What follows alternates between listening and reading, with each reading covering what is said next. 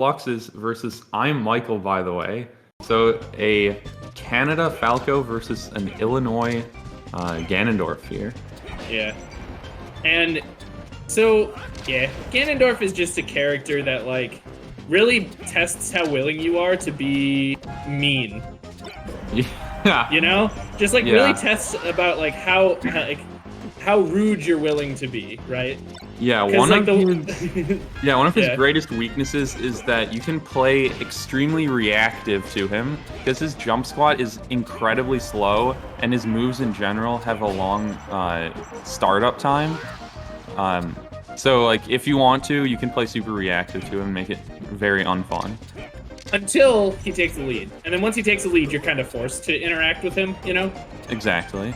I like to think of Ganon the same as I like to think of smelly nerds at a tournament, right? I interact with them as little as humanly possible. Oh god. Stay 6 feet away, just let them do their stuff over there, and then I 2-0 them when I have the chance. Yeah. And one thing that I noticed myself, and I know that a lot of other people notice as well, NoFluxes is the god of Waveland off-platform back air. That's like his signature move. This Ganondorf's back air is a pretty good move. One of the best aerials in the game, honestly. It has incredible high knockback growth. The thing is once Ganon is in the air, like, his moves are pretty good. It's just he has to get there. Yeah, exactly. And it's a little off there. Yeah. Accidentally naring to his doom. Yeah, it happens a lot when you're trying to crouch cancel do something. Like, you'll see a lot of Marts, like, accidentally down air off a ledge when they get pushed off because they're trying to detilt. Exactly. Now, the one move Ganon does have on the ground is his jab, lightning fast for in respect to his moveset. I think it's like frame 3 or something. Yeah. And it just hits really hard. That's one of those moves that on any other character is absolutely broken, but since it's on Ganon, it's just like, oh, it's a pretty good move. Yeah. You know? I don't remember who it was, but there was some, like, one commentary moment I always thought was hilarious where they were, like, talking about Ganondorf's jab, and he's like, he punches you so fast that you're just, like, electrified. Like, he just punches faster than lightning for no reason. Yeah, his punches so fast he splits the ions, and they have to come back together on his fist. He shocks you. He's just like, oh my god, just got zapped. Or he creates enough friction with the air. It's static. Yeah, there you go. Call my guy Static Shock. But yeah, we were talking about how bad Ganon was while NoFluxes was kind of having a field day with the Falco. Yeah, like NoFluxes' movement is really good, as we saw there. A lot of quick wavelands, just making sure he moves around on ice, because his traction's lower than most characters, right? Yeah. And so I just wanted to mention, that said though, Ganondorf does have some pretty tough counter picks to deal with. This is a best of 3, so you won't have to deal with FD. Yeah. But Fountain, as we see here, also can be pretty tough for him.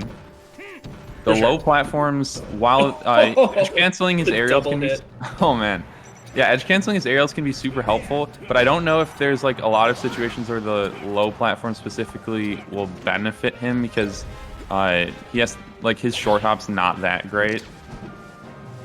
Okay, yeah. So I'm Michael is, like, really kind of figuring it out, right? Where it's like you can't really. You don't want to, like, just go in against Ganon, right? Yeah. You kind of go towards him, wait for him to do his thing, and then you punish that. Yeah. But yeah, man, NoFlux is just really making it work. Yeah, and so something that's kind of funny is Ganon actually does have the ability to take some pretty early stocks, and just as I say that, he does it again. His up air or forward air, if you get caught jumping into one of them, like, you can just die. Yeah, you kind of just die. That's really good. Now we're looking. Okay, I was about to say looking down the barrel of a 4-stock, but Michael's not going to go down that easily. But this is a pretty tough comeback to make, honestly. It is possible to gimp Ganon at super low percent. Nope. Yeah, but it's not going to happen, unfortunately. NoFluxes takes it with a pretty decisive 2-0. It's possible that Michael wasn't super prepared for Ganondorf matchup. I feel like he's one of the characters that you just kind of have to play differently than a lot of the other characters.